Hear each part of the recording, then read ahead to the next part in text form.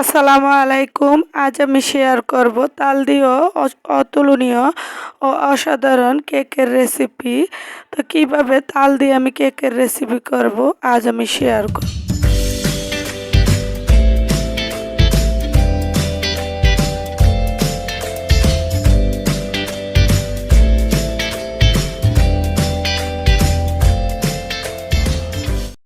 কথা না বাড়িয়ে চলে আসলাম। এখানে আমি কিছু তালের রস ও নারিকেল নিয়ে নিচ্ছি। আর এখানে কেকের মোল্ডে দেওয়ার জন্য একটা কাগজ সাদা কেটে নিচ্ছি। এখন তালের রস ও নারিকেলের সাথে আমি কিছু বেকিং পাউডার ও বেকিং সোডা দিয়ে দিব। তো হাফ চামচ করে বেকিং পাউডার ও বেকিং সোডা দিয়ে নিচ্ছি। আর এখানে আমি পরিমাণ মতো 1 কাপের মতো আটা দিয়ে দিচ্ছি, দিয়ে ভালোভাবে নেড়ে চেড়ে নিচ্ছি। তো এটাকে একটু চেলে দিলে কেকটা স্মুথ হয়, সুন্দর হয়। এই কারণে স্বাদ মতো লবণ দিয়ে দিচ্ছি এবং 1 কাপের মতো আমি সাদা রেগুলার সয়াবিন তেল দিয়ে দিচ্ছি। 1 কাপের মতো চিনি দিয়ে দিচ্ছি। তো চিনিটা আপনাদের স্বাদ অনুযায়ী আপনারা বেশি কমে বাড়িয়ে কমিয়ে দিতে পারেন। তো দিয়ে ভালোভাবে নেড়ে নিচ্ছি। এখন আমি তার সাথে কিছু চাউলের আটা দিয়ে দিচ্ছি। চাউলের আটাটা দিলে কেকটা বেশি ভালো হয়, এই কারণে দিয়া আমি আবারও ভালোভাবে নেড়ে চেড়ে ভালো করে মিশিয়ে নিব সব কিছু।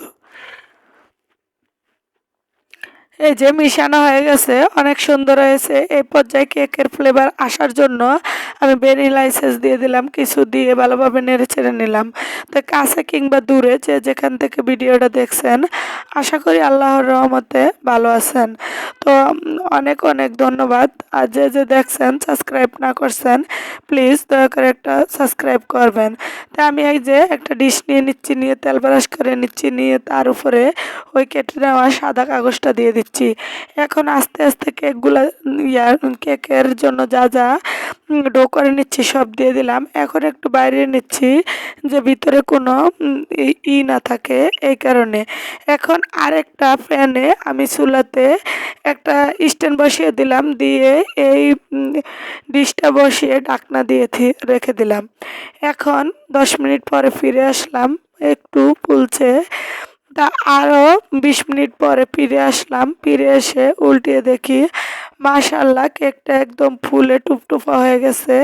তাই এখনও কিছুটা কাঁচা আছে, হওয়ার জন্য আরও 10 মিনিট অপেক্ষা করতে হবে। তো এই পর্যন্ত যে যে আমার সাথে আছেন, একটু হলেও ভালো লাগছে, অবশ্যই লাইক কমেন্ট করে শেয়ার করবেন। তো দেখেন একদম ওই বেকারির কেকের মতো স্মুথ ও সুন্দর ও লোভনীয় একটা কেকের রেসিপি হয়ে গেছে। তো তাল দিয়ে কে কে এটা করে খেয়েছেন বা খান, অবশ্যই কমেন্ট করে জানাবেন। আর আমার এটা ভালো লাগলে অবশ্যই লাইক কমেন্ট করে শেয়ার করবেন। তো আজ এই পর্যন্তই, আবার নেক্সট ভিডিওতে দেখা হবে। তো একটু পিস পিস করো আপনাদের সাথে শেয়ার করে দিলাম।